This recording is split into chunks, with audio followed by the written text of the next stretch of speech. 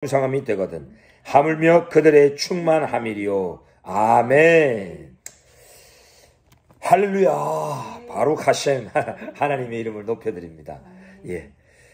로마서에서 정말 중요한 이제 본문에 도달했습니다. 매주마다 로마서를 강해를 하고 있는데요. 정말 사도 바울이 이제 하고 싶은 그 말을 이제 꺼내기 시작합니다. 예.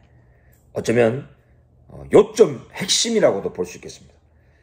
자, 그러므로 내가 말하노니 하나님이 자기 백성을 버리셨느냐? 그럴 수 없느니라. 자, 지금 그 전까지는 이스라엘이 순종하지 아니했다 말했죠. 복음에 순종하지 아니했다. 그럼에도 불구하고 하나님이 자기 백성 이스라엘에게 총일도로 손을 계속 벌렸다. 즉 아버지 하나님이 불순종하는 자기 백성, 자기 자녀도 내쳐버리고 버려버리고 막 저주해버리는 것이 아니고 계속 손을 벌렸다. 예, 이렇게 얘기하면서 그래서 복음에 불순종 안 했다고, 말씀에 순종 안 했다고 하나님 백성 자기 버렸느냐? 그럴 수 없다는 거예요. 이거는 우리 기독교 신학의 아주 그냥 강력한, 그냥 막 펀치를 가하는 선언입니다. 지난 2000년 기독교 동안 복음에 순종 안 하면 하나님 그 당연히 버리는 거죠. 뭐 지옥 간다 이랬잖아요. 근데 지금 그 전까지 계속 복음에 순종하지 않냐 이스라엘. 이 복음은 곧 하나님의 말씀이거든요. 구약의 하나님의 말씀을 사도 바울은 계속 복음이라고 해요.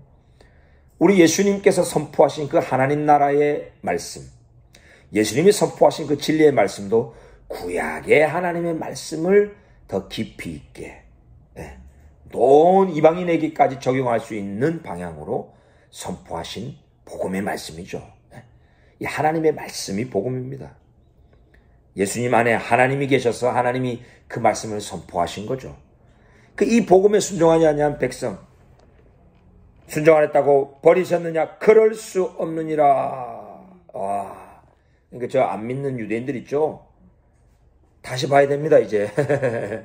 믿지 않더라도 하나님의 어떤 놀라운 섭리와 계획 안에 있다는 걸 알아야 돼요. 자, 그러면서 조금 이상한 부분이 나옵니다. 나도 이스라엘인이요 아브라함의 씨에서 난 자요 베냐민 지파라.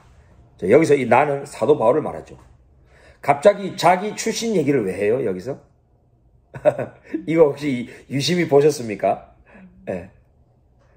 저도 유심히 안 봤는데 지금 말씀을 읽으면서 막 성령님께서 막 열어 보여주시네요.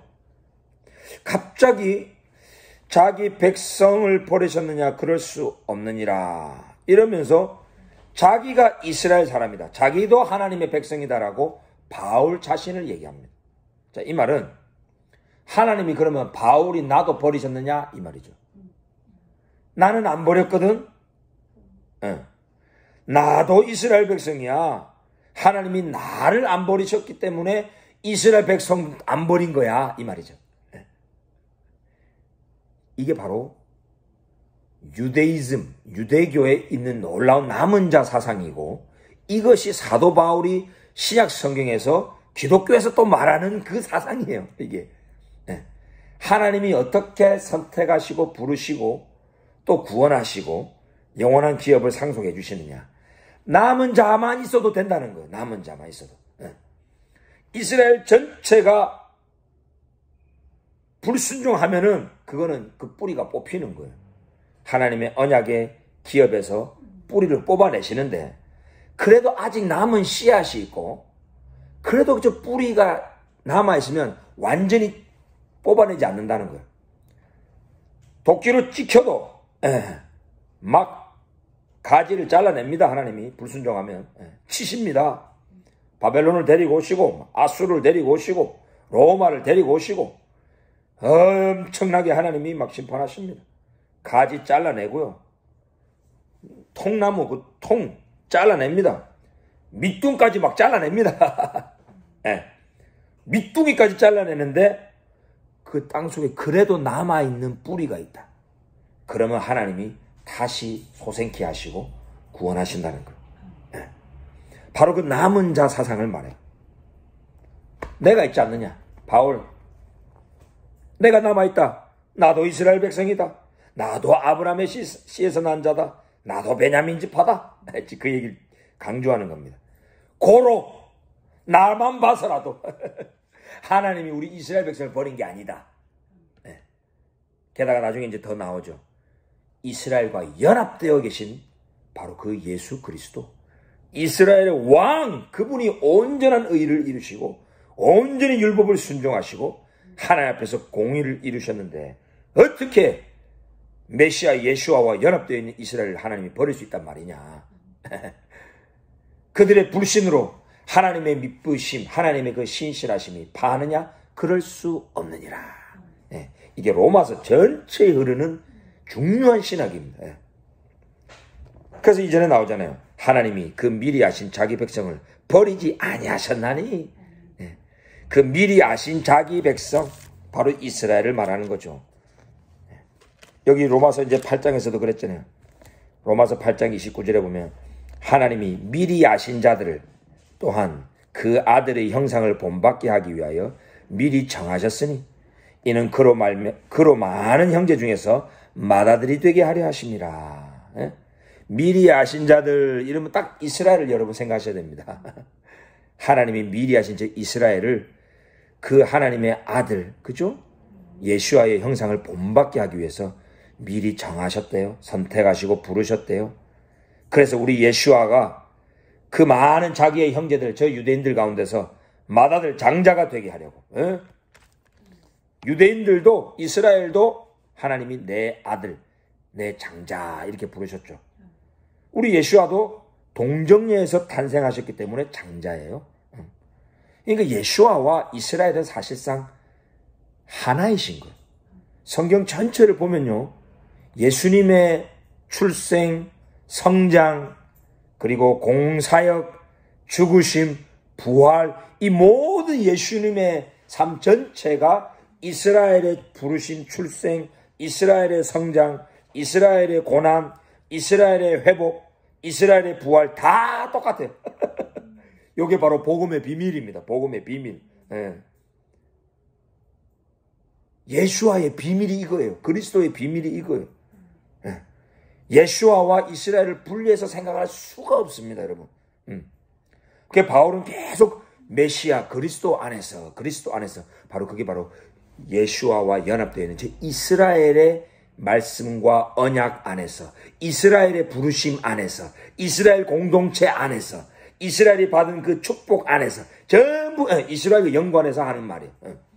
이게 사도 바울 신학에서 중요한 부분이에요. 언제 한번은 우리 기독교에서 이런 논문이 이제 나와야 될 줄 믿습니다. 지금 우리 유대인 랍비들 중에 몇 분들은 이것을 좀 다루시는 부분이 있는 것 같은데 너무 귀한 분이죠. 우리 기독교 안에서 이제 이 논문이 나와야 됩니다. 제가 볼 때는. 그래서 그 미리 하신 자기 백성 이스라엘을 버리지 아니하셨으니 너희가 성경이 엘리야를 가리켜 말한 것을 알지 못하느냐. 그가 이스라엘을 하나님께 고발하되 주여 그들이 주의 선지자들을 죽였으며 주의 제단들을 헐어버렸고 나만 남았는데 나왔죠. 그죠? 엘리야 나만 남았습니다. 내 목숨도 참나이다. 나까지 이제 끊어버리려고 합니다. 했더니 여호와께서 하신 대답이 무엇이냐. 내가 나를 위하여 너희를 위하여도 아니고 너희를 부르신 나의 이름을 위하여 이스라엘과 영원한 언약을 맺으신 여호와 하나님의 그 거룩하심과 영광을 위해서 바알에게 무릎을 꿇지 아니한 사람 7,000명을 남겨뒀다. 그런즉 이와 같이 지금도 은혜로 택하심을 따라 남은 자가 있느니라. 보통 이 남은 자 샤르 이러면 생존한 자를 말합니다. 완전히 멸절되지 아니하고 언약의 씨가 언약의 땅에 아직까지 남아있고 그 뿌리가 아직 있어서 그 생명이 아직 유지되고 있는 그 생존자를 말하고, 또 여기서는 그 생존자들 중에서 바알에게 무릎 꿇지 아니하고 하나님의 언약을 끊어버리고 우상 숭배하지 아니한 하나님을 경외하는 아직까지 남은 자가 있다 이 말이죠. 만일 은혜로 된 것이면 이게 은혜라는 거예요. 그들이 뭐 믿음을 좋아서 그들이 뭐 신앙 고백하고 뭐 영접해서 하나님 남겨두신 게 아니고 그냥 하나님이 7,000명에게 은혜로 그냥 이게 떼놨다라는 거예요. 하나님이 계시해 주시고 하나님이 우상숭배하지 않도록 모든 것을 다 하나님이 딱 구별해 놓으셨다. 이걸 은혜라고 합니다. 그런데 우리가 로마서를 해석할 때 인본주의로 엄청 많이 갔죠. 인간이 믿고 인간이 고백하고 우리가 이신칭의 인본주의가 많이 했죠. 이걸 우리는 은혜라고 생각하겠어요. No! 은혜라고 하는 거는 하나님의 그 미쁘심, 하나님의 신실함이에요. 하나님이 그냥 은혜로 그냥 당신의 아들 예수님의 그 믿음을 통하여 십자가 사역을 이루시고 그 믿음을 그 신실함 때문에 당신의 언약 백성을 그냥 의롭다고 하신 것. 이것을 은혜라고 합니다. 그래서 복음에는 하나님의 의가 나타나지 이신칭 의가 나타나는 게 아니라고요. 인본주의로 가면 안 돼요. 신본주의. 은혜로 택했대요, 그냥. 그래서 하나님의 은혜로 이 남은 자가 있으면 그 남은 자가 속한 공동체가 동일하게 하나님의 은혜를 받아버리는 거예요. 은혜로 된 것이면 행위로 말미암지 않음이니 그렇지 아니하면 은혜가 은혜되지 못하느니라. 사실상 행위는 믿음과 하나죠. 행위가 없는 믿음은 그 자체가 죽은 것이다. 인간의 어떤 믿음, 인간의 행위, 인간의 어떤 고백, 그것이 아니고 하나님의 전적인 선택과 은혜로 되는 것이다. 이것을 말하죠. 그런즉 어떠하냐? 이스라엘이 구하는 그것을 얻지 못하고 오직 택하심을 입은 자가 얻었고 그 남은 자들은 우둔하여 졌느니라. 자, 하나님께서 오직 택하신 그들이 얻었다라는 거예요. 그 얻었다라는 게 바로 예수와의 그 믿음, 예수님이 하신 그 신실하신 공로로 인하여 의롭게 되는 것을 말하죠. 이것을 또 믿고 구원을 누리는 자들을 이 택하심을 받은 자라고 바울은 말하는 것 같아요. 그런데 이스라엘은 그 하나님께 의롭게 되는 것을 구하려고 했지만 예수와의 믿음을 의지 아니하고 자기들의 어떤 믿음, 자기들의 공로, 자기들의 행위, 그죠? 인간적인 노력으로 율법을 지키려고 했는데 못 지키더라. 다 자격 미달이더라 이거죠. 도달하지 못했다는 거죠. 그래서 하나님께서 택하신 그 입은 자가 하나님의 그 의롭게 하심을 은혜를 얻었고 남은 자들은 뭐하여 졌느니라? 우둔하여 졌느니라. 그 남은 자들은 뭐 심판을 받았느니라도 아니고 지옥불에 떨어졌느니라도 아니고 그냥 우둔하여 졌느니라. 우둔하여 졌다 이 말은 마음이 강팍하게 되었다. 이 수동태입니다, 여러분. 이거 잘 아셔야 돼요. 로마서에 흐르는 사도 바울의 중요한 신학은요, 하나님의 주권입니다. 하나님이 다 하신다는 거예요. 하나님이 강팍하게 할 자도 강팍하게 하시고, 마음을 부드럽게 할 자도 부드럽게 하시고, 하나님이 천국의 비밀을 계시할 자에게는 계시하시고, 가릴 자에게는 가리시고, 전부 하나님이 다 한다. 그래서 모든 만물이 다 주께로 나와서 주로 말미암고 주께로 돌아갑니다. 전부 다 주님이 다 하신다. 하나님의 전적인 주권을 강조해요. 그러니까 이 남은 자가 우둔하여 졌다. 이 수동태로 말한 이유도 하나님이 그들을 우둔하게 했다. 그거죠. 하나님이 하셨다는 거. 자, 여러분 이거는 이사야에서도 많이 예언이 되어 있고요. 우리 예수님도 복음서에서 이 얘기를 하셨어요, 사실. 자, 우리 접어놓고 이사야 6장을 보시죠. 이사야 6장 9절 10절.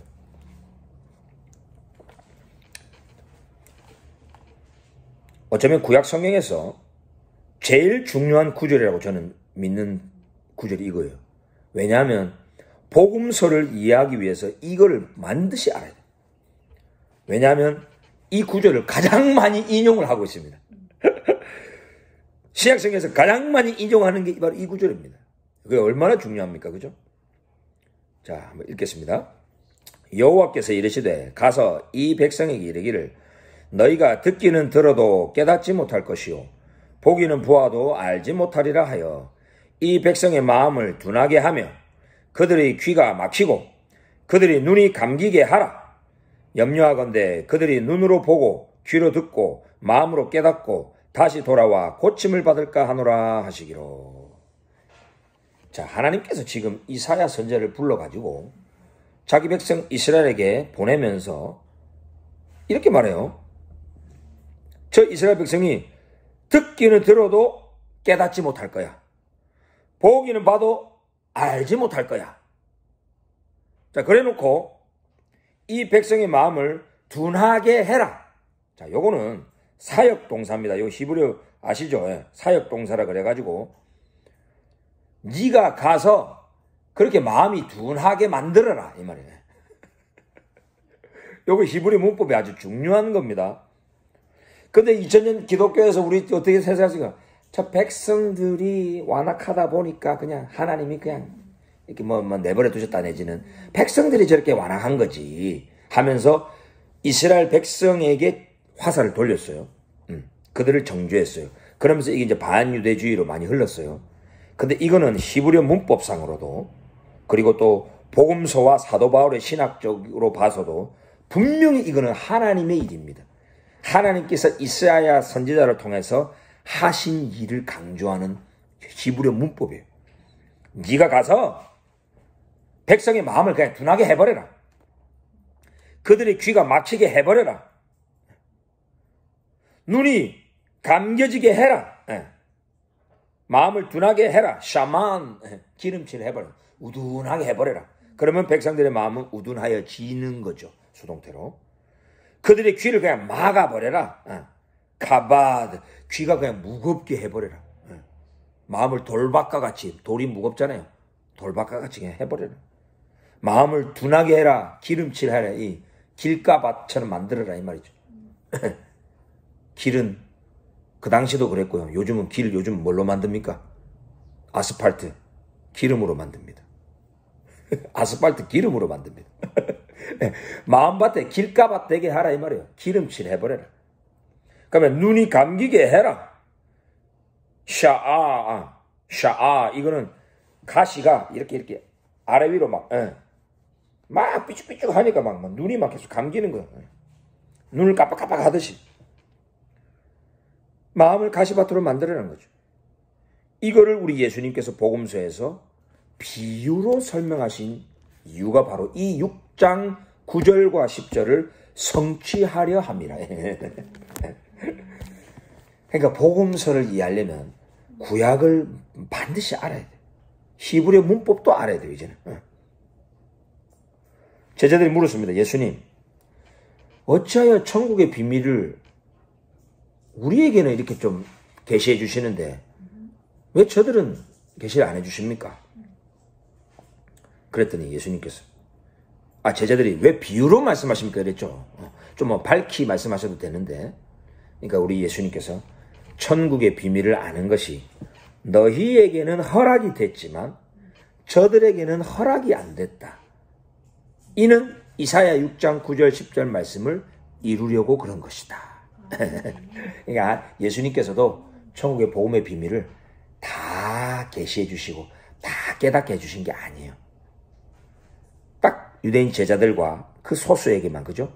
은혜로 택하심을 입은 자들에게만 계시해 주신 거예요. 그리고 남은 자들은 우둔하게 하신 거예요. 눈이 감기게 하신 거예요. 마음밭을 길가밭, 돌밭, 가시밭 되게 하신 거예요. 하나님은 그들의 불신을 사실상 창조하신 거나 마찬가지. 뭐 하려고? 그 불신하는 자들, 우둔하여진 자들의 손에 넘겨져서 십자가에 넘겨져야 되니까. 놀라운 십자가의 비밀이 여기 있는 거죠. 그래서 8절에 그거 하는 거예요. 하나님이 오늘까지 그들에게 혼미한 심령과 보지 못할 눈과 듣지 못할 귀를 주셨다 함과 같으니라. 자, 8절 말씀 주어가 뭡니까? 8절에서 주어 하나님이 그러니까 말씀 그대로만 봐도 우리는 복음의 진리를 깨달을 수 있을 것 같아요. 막 교리 집어넣고 막 영해하고 이러지 말고 그냥 주어가 뭐죠? 누가 하셨다는 거죠? 하나님이. 주체가 하나님이에요. 동사는 뭐죠? 주셨다. 하나님이 그렇게 주셨다는 거예요. 하나님이 유대인의 불신을 다 만들고 계시는 1세기 당시도 그러셨고 오늘날까지도 다 그래요. 그러니까 믿지 않는 유대인들 불신한다고 뭐 욕할 필요도 없습니까? 이방인의 충만함이 들어올 때까지, 그죠? 이방인의 충만함이 들어올 때까지 더러는 완악하여졌다. 그죠? 완악하게 하는 것이 그들에게 발생했다.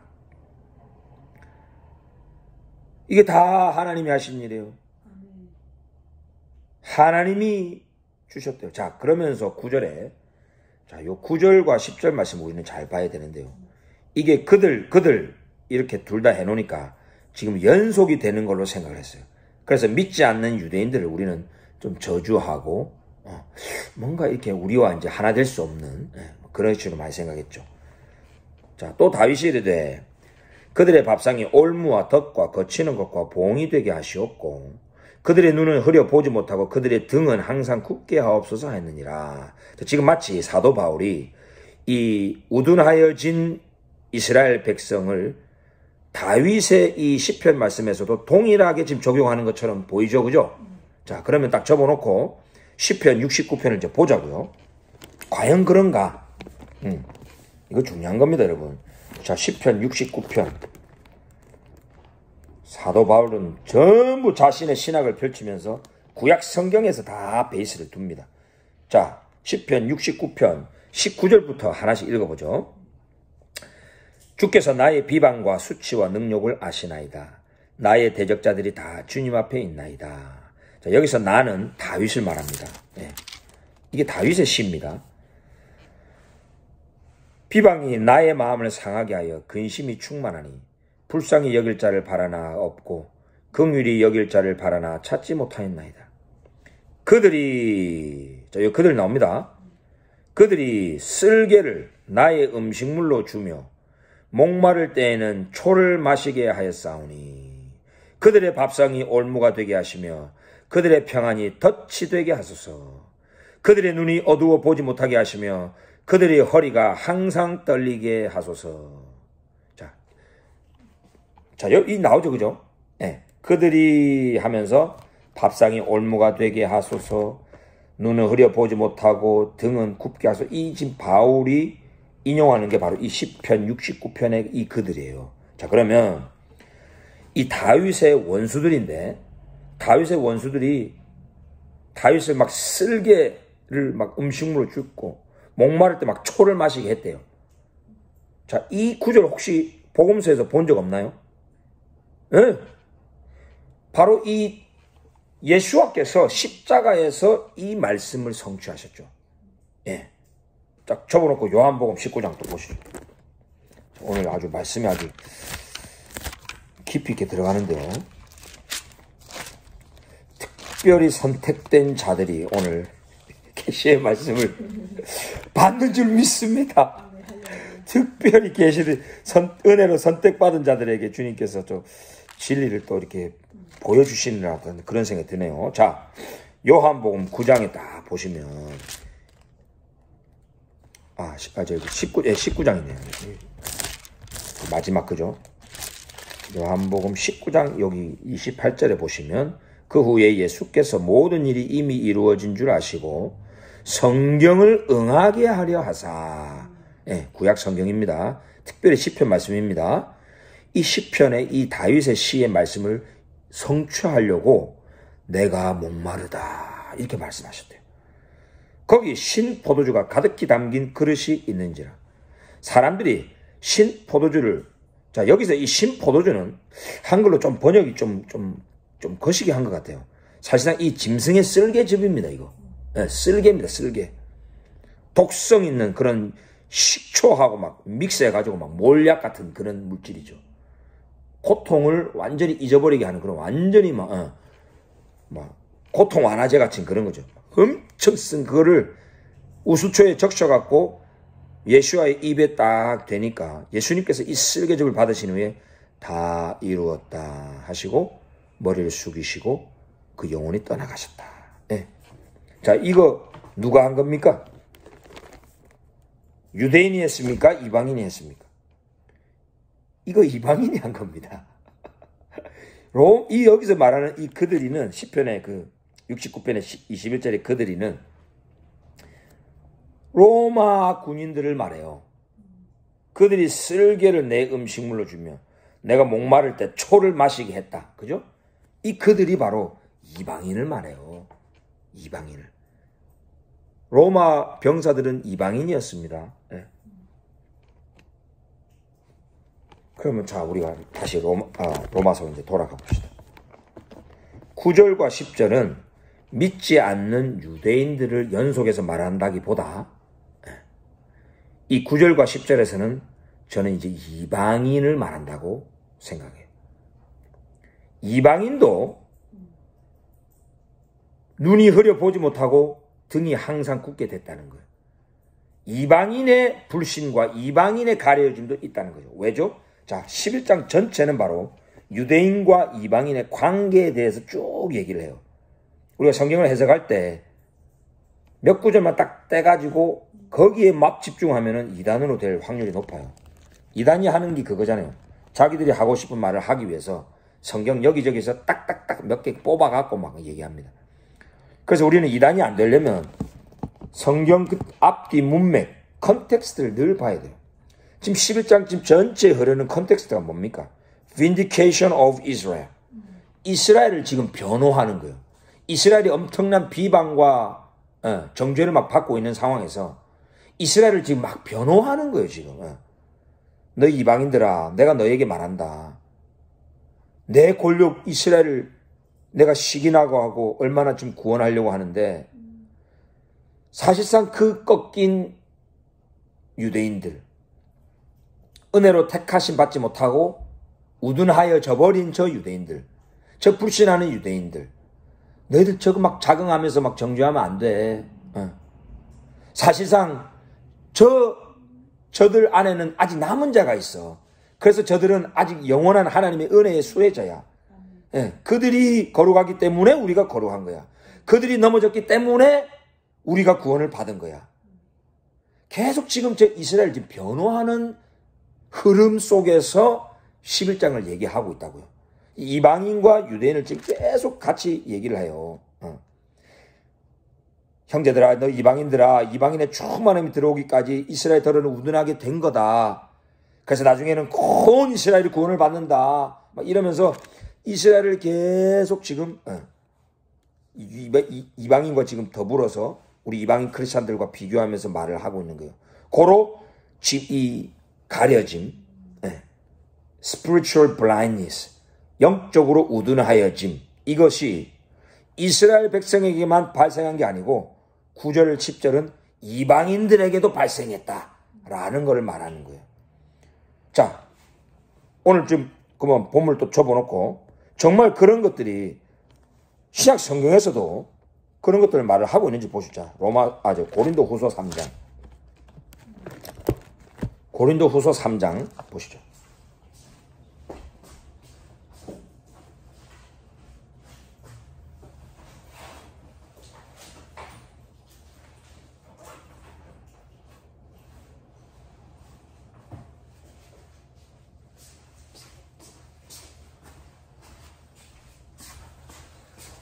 고린도후서 3장 여기서 보면은 자 13절과 14절 보시면 자 우리는 모세가 이스라엘 자손들에게 장차 없어질 것의 결국을 주목하지 못하게 하려고 수건을 그 얼굴에 쓴 것 같이 아니하노라. 그러나 그들의 마음이 완고하여 자 완고하여 이렇게 돼 있죠. 요거 오역입니다. 완고하여 이 말은 그들의 마음이 그죠? 저 이스라엘 자손들이 막 마음을 완악하게 했다. 완고하게 했다. 꼭 저 능동태인 것처럼 보이잖아요. 이거 원어로 보니까 수동태로 되어 있습니다. 아까 로마서 11장과 똑같은 거예요. 그들의 마음이 their hearts were hardened. 완고해졌다. 하나님이 하신 거예요. 자, 오늘까지도 구약을 읽을 때에 그 수건이 벗겨지지 아니하고 있으니 그 수건은 그리스도 안에서 없어질 것이라. 오늘까지 모세의 글을 읽을 때 수건이 그 마음을 덮었도다. 자, 모세가 덮었단 말이에요. 자, 보세요. 이스라엘 백성이 모세의 그 얼굴에 있는 영광을 못 본 이유가 이스라엘 백성이 막 안 보려고 그러고 막 완악해져서 그런 게 아니고 모세가 수건을 덮었기 때문에 그런 거예요. 모세와 같은 그 한 선지자 예수아죠. 예수아께서 가르친 거예요. 이렇게 천국의 복음의 비밀, 하나님의 진리의 빛을 예수아가 가린 거예요. 모세가 수건을 쓴 거예요. 그러니 백성들이 안 보죠. 못 보죠. 자, 보세요. 자, 그러면 이스라엘과 이방인의, 우리 이방인 크리스찬의 관계에서 봅시다. 하나님께서 저 유대인들을 이렇게 지금 가르친 거예요. 복음의 영광을 못 볼 수 있도록, 천국의 비밀을 못 볼 수 있도록, 예수아가 그들의 왕이요 그들의 메시아인 것이 지금 가려져 있는 거예요. 자, 이렇게 딱 가려져 있어요. 자, 이쪽에 계신 분들은 제가 안 보입니까? 보입니까? 안 보죠. 그러니까 여러분들이, 자, 우리 이방인 크리스찬들입니다. 은혜로 택하심을 입은, 자, 이방인 크리스찬들이라고 생각해 보세요. 자, 우리 그리스도인들은 그리스도와 연합되어 있고 그리스도께서 우리 교회의 머리가 되시죠. 우리는 그리스도를 봐요. 그런데 유대인들은 못 봐요. 그죠? 자, 그러면 유대인들이 저 구약 성경 안에 있는 복음의 영광, 메시아를 못 보도록 하나님이 딱 수건을 씌우셨다 이 말이에요. 자, 그러면 유대인들이 메시아를 못 보는 것도 못 보는 거지만 메시아와 연합되어 있는 교회가 유대인을 또 못 보는 거예요. 그죠? 둘 다 서로 못 보는 거예요. 지금 사실상 우리가 하나인데 메시아 안에서, 그리스도 안에서, 그리스도께서 행하신 그 일 안에서 인간의 믿음이 아니라 메시아의 믿음 안에서 우리는 하나고 한 사람이 되었는데 서로 못 보는 거예요. 이게 수건 때문에. 서로 안 보이는 거예요. 지금 그걸 말하는 거예요. 우리의 눈도 지금 흐려져 있어요. 그러니까 이방인의 충만함이 아직 못 들어오는 거예요. 극소수의 이방인 크리스찬들이 이제 점점 이게 보이면서 막 들어오고 있는데 아직까지 충만함으로 안 들어오니까 저 이스라엘 향하여 맨날 욕하고 반유대주의로 완악하게 하는 거예요. 그러면 언제 마지막 날에 이것이 한 세 사람으로 확 벌어지느냐? 바로 놀라운 이사야의 예언이 있죠. 자, 여기 보시면 방금 우리가 읽었던 이 말씀이 그리스도 안에서 없어지면서 이제 이방인들도 유대인들도 서로 우리가 그리스도 안에서 하나구나. 이스라엘은 예수아와 하나이고 우리 교회도 예수아와 하나이고 그래서 이 예수와 그리스도 안에서 우리는 사실상 한 세 사람 하나이구나. 이것을 서로 보는 날이 이사야의 예언이 되어 있죠. 한번 보실까요? 이사야 52장. 이사야 52장.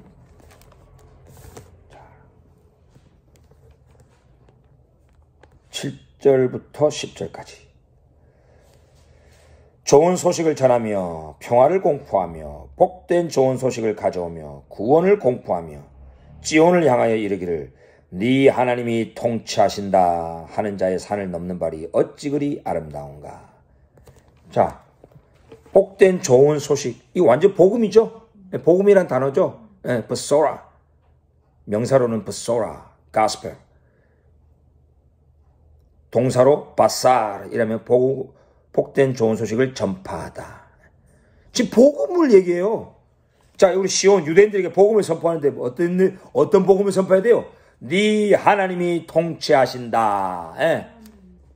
예수님 믿고 마음에 영접하고 영접 기도 드리고 세례받고 교회 등록해라 이게 아니고 너의 하나님이 통치하고 있다. 이게 복음이래요.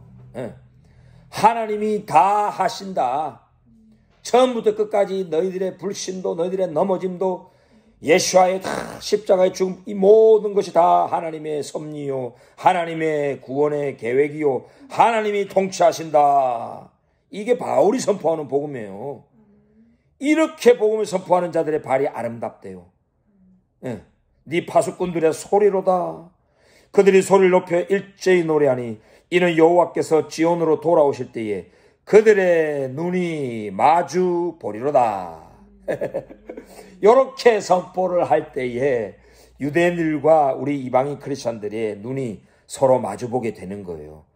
이럴 때에 그리스도 안에서 수건이 싹 벗겨지는 거예요. 지금 현재 우리 이방인들도 유대를 못 보고 있는 거를 로마서 11장에서 얘기를 한다는 거죠.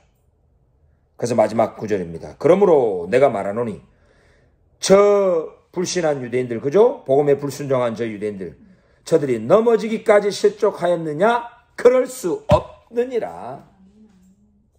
그들이 넘어짐으로 구원이 이방인에게 이르러 이스라엘로 시기나게 함이니라.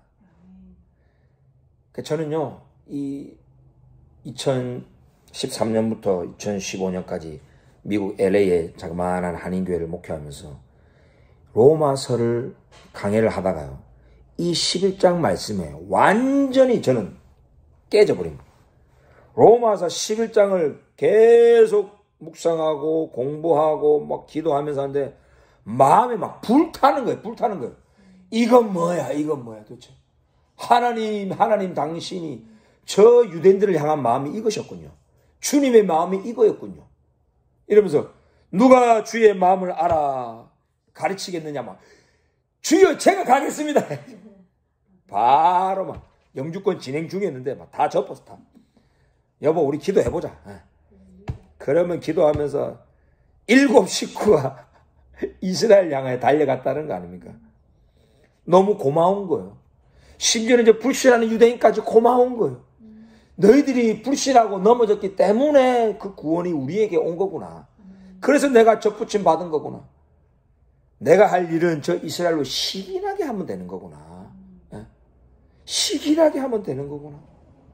내가 아버지 하나님을 더 사랑하고 하나님의 토라의 말씀을 더 존중하고 귀히 여기고 이스라엘 땅, 이스라엘 백성 사랑하면서 섬기면서 아도나이 엘로헤이누 아도나이 에하 이스라엘의 하나님이 유일한 하나님만을 내가 예배하면서 나아갈 때에 저희들이 시기나겠구나. 그런 전략으로 이스라엘 달려간 거예요. 그들의 넘어짐이 세상의 풍성함이 되며 그들의 실패가 이방인의 풍성함이 되거든. 하물며 그들의 충만함이려. 예? 이스라엘이 충만함이 들어와야 돼요. 이스라엘은 아직까지 부족하잖아요. 이스라엘이 충만함이 되면 온 열방의 구원이 더 충만해지고 세계 선교가 팍팍 진행이 되고 모든 미전도 종족들이 예수와 메시아 앞에 무릎을 꿇는 날이 온다는 거예요. 이스라엘의 충만함이 세계 선교의 핵심 키입니다. 키. 다른 데 시간 투자하고 재정 투자하고 다른 거 지금 할 때가 아니에요. 지금은 이스라엘의 충만함을 위하여 온 열방의 교회가 달려가야 돼요. 특별히 우리 한국 교회가 이제는 일어나야 됩니다. 이 이스라엘의 충만함, 하나님의 사랑으로 충만하고 진리의 말씀, 토라의 말씀, 복음으로 충만하고 우리 이방인들의 그 사랑으로 충만해야 돼요. 이방인의 충만함이 들어와야 돼요. 계속 바깥에서 머물면서 예수님이 마치 우리 교주인 양 마치 뭔가 이방인을 위해서 뭔가 새로 어떤 종교를 창시해 놓은 무슨 이방인 교주인 양이라 보면서 계속 유대인들과 이스라엘 계속 이렇게 바라보면 완전히 이거는 아직 아닌 거죠. 우리가 막 들어가야 돼. 이방인의 충만함으로 들어가야 돼. 지금 이스라엘이 공격받고 있습니다. 이란이요. 이스라엘을 지도상에서 지워버리겠다 그러고 유대인 말살을 위해서 수십 년 동안 전쟁을 준비해 왔는데 드디어 터졌습니다. 예. 하마스, 헤즈볼라, 후티, 뭐 이슬람이 지하드 같은 이런 꼭두각시들을 이용을 해갖고 계속 유대인들에게 테러를 일으키고 유대인의 피를 흘리고 이번 작년 10월 7일 날 완전히 홀로코스트 이후에 가장 극심한 대살육을 벌였는데 이번에는 이제는 이란이 직접 이스라엘 본토를 공격했습니다. 드론과 미사일이 지금 날아오고 있습니다. 벌써. 최근에 영상 보니까 벌써 지금 떨어졌더라고요. 요격되지 못한 거는 벌써 이스라엘 땅에 예루살렘에 막 떨어져요.